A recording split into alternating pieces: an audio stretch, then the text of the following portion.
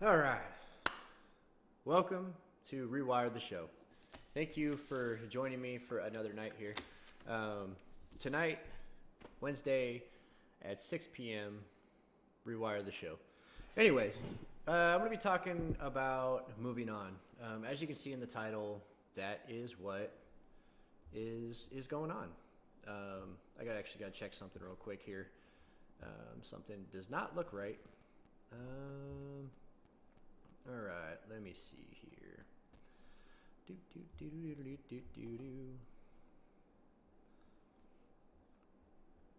All right. So it looks like I am live. It's just for some reason this thing is not working too well for me. I'm gonna get it up here and working. Technical difficulties always, and as you can see, I don't have my background normally. I'm working on getting all that set up. Let's see. We're actually they're doing a live show musical this weekend, and it's called Hillbilly Heaven here at the Heritage Theater. So, why is this working? All right, I gotta get this thing going. I'm sorry, guys. There we go. All right, hey, I see you. All right, I see the chat now. Good deal. Gotta love technical difficulties, let me tell you.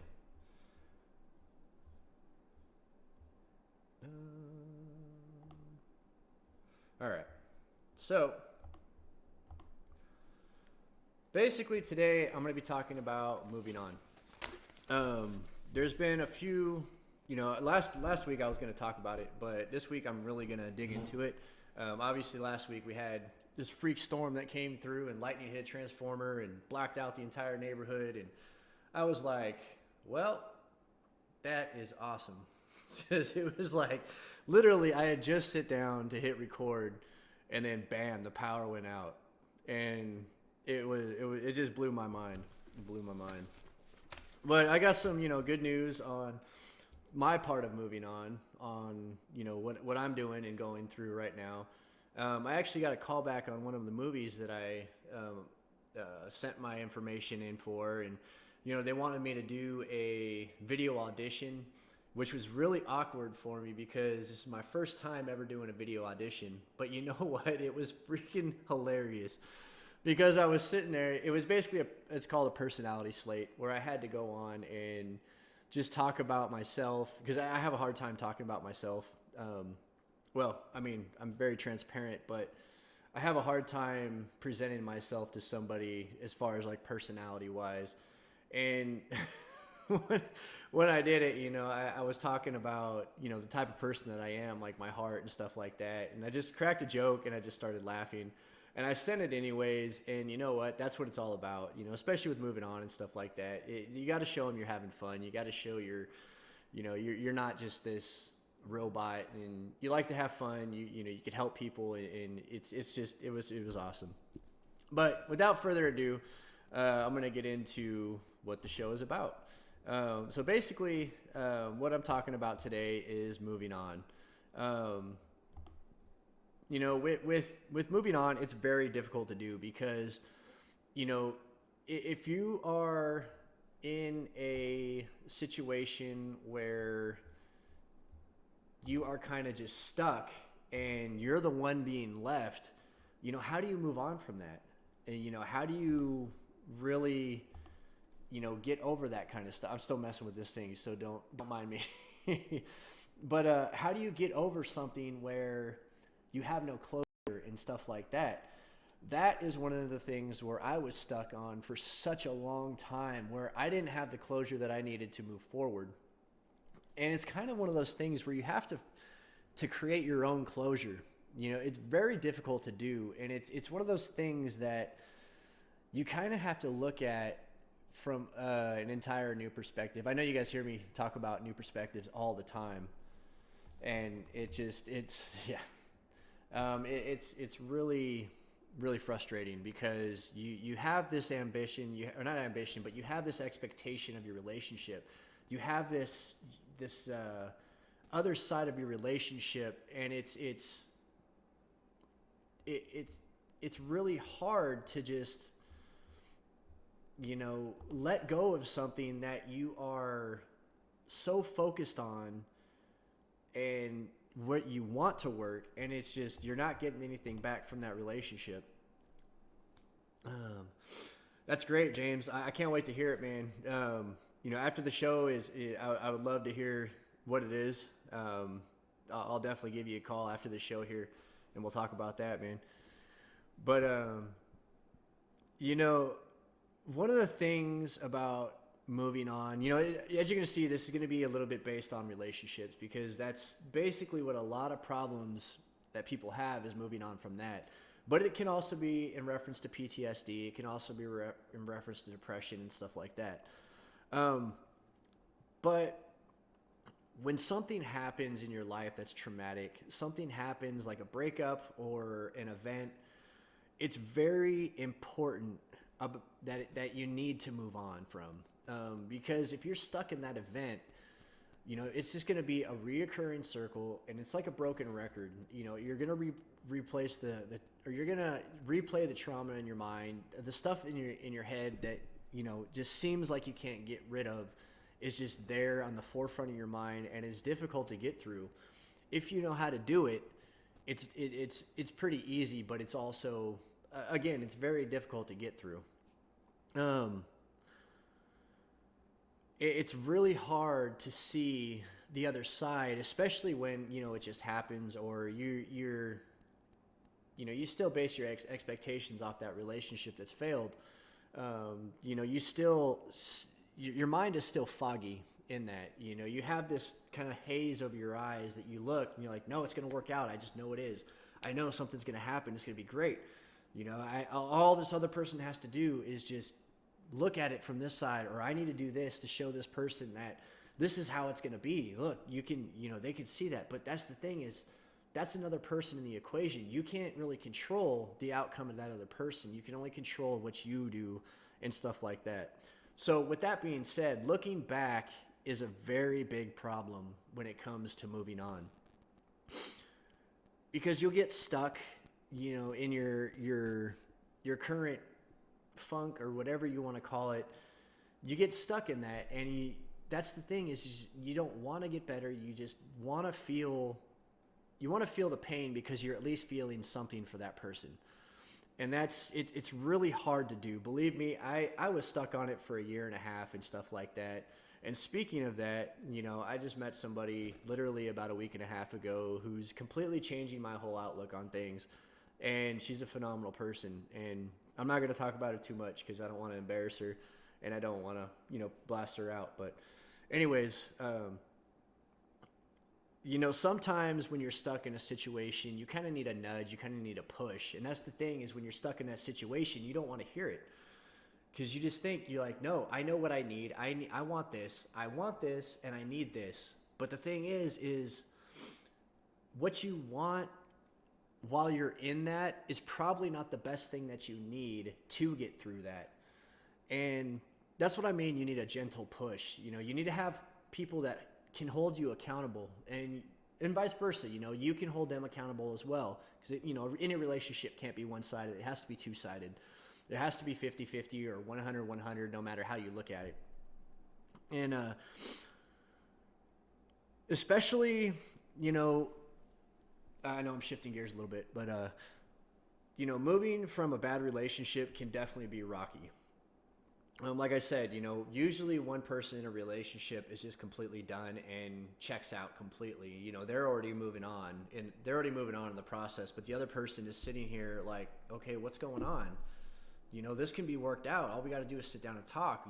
We got stuff that we can talk about, and all we got to do is just sit down and talk. And that's the thing is, like I said, the other person's already checked out, and you can't control that other person.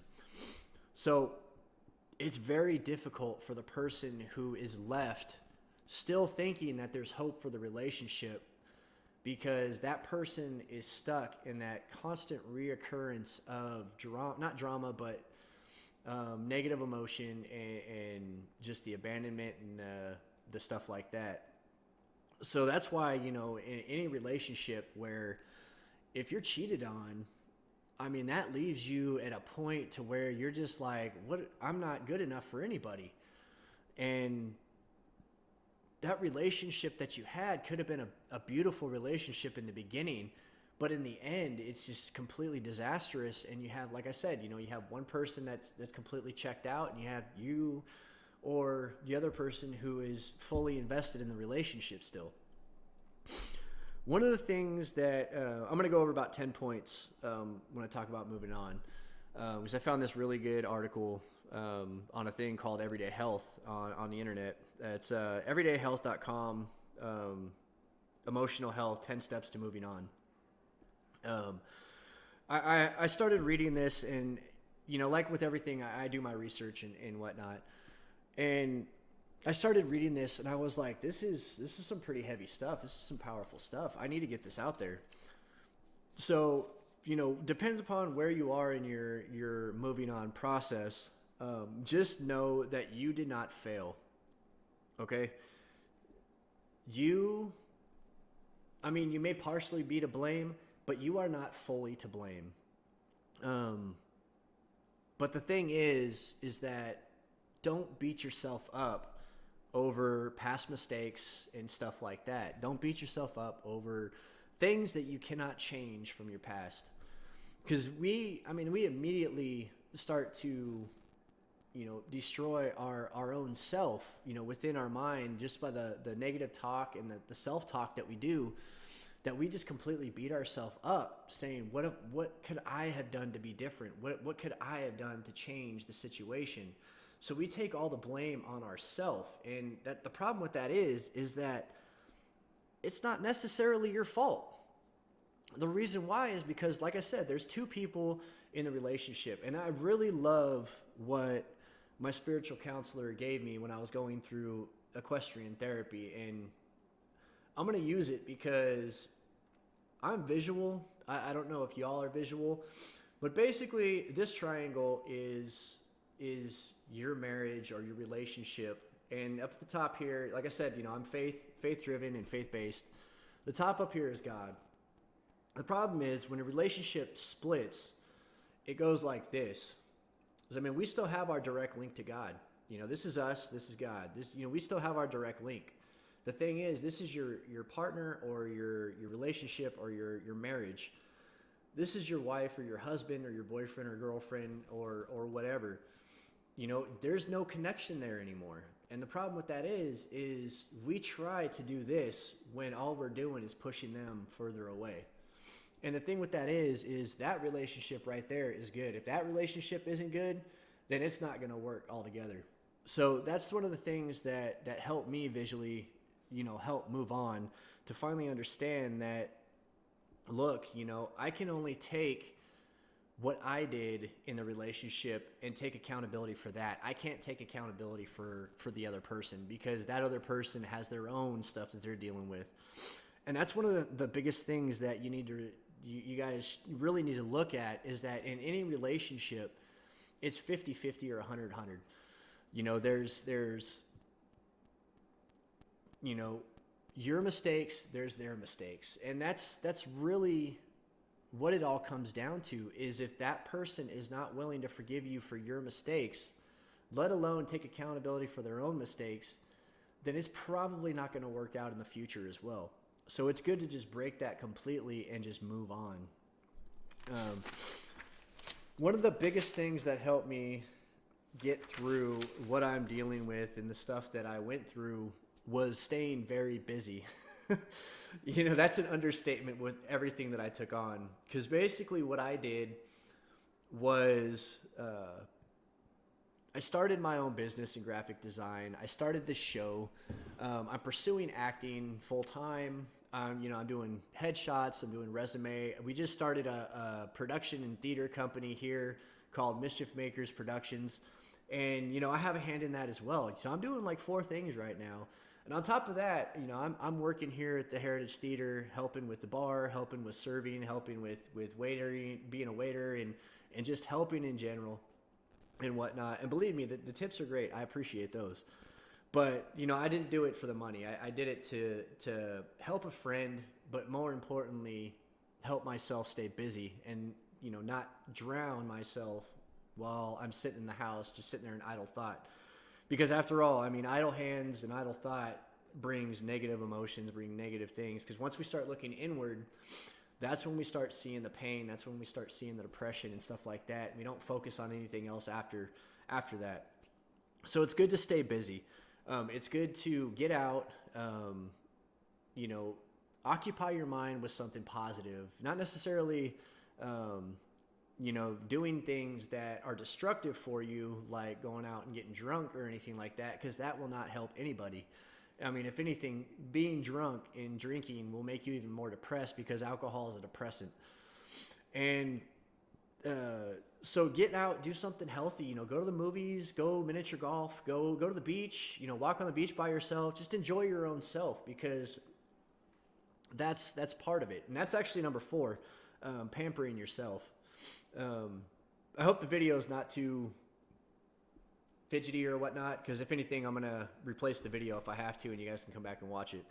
But anyhow, pamper yourself when it comes to moving on.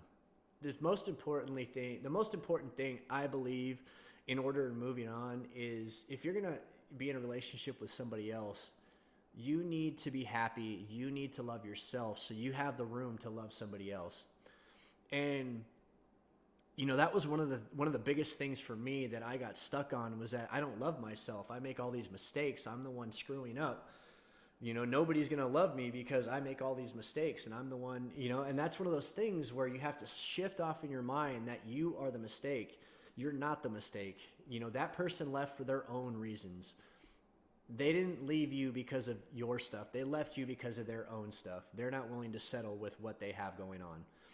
And that's where a lot of things happen, in relationships, where we start to focus on, why the other person left.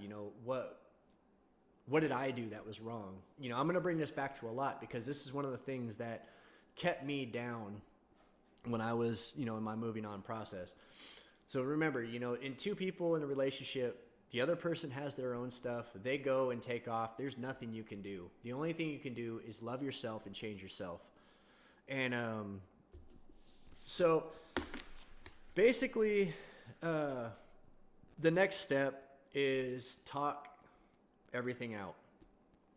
If you have a counselor, great.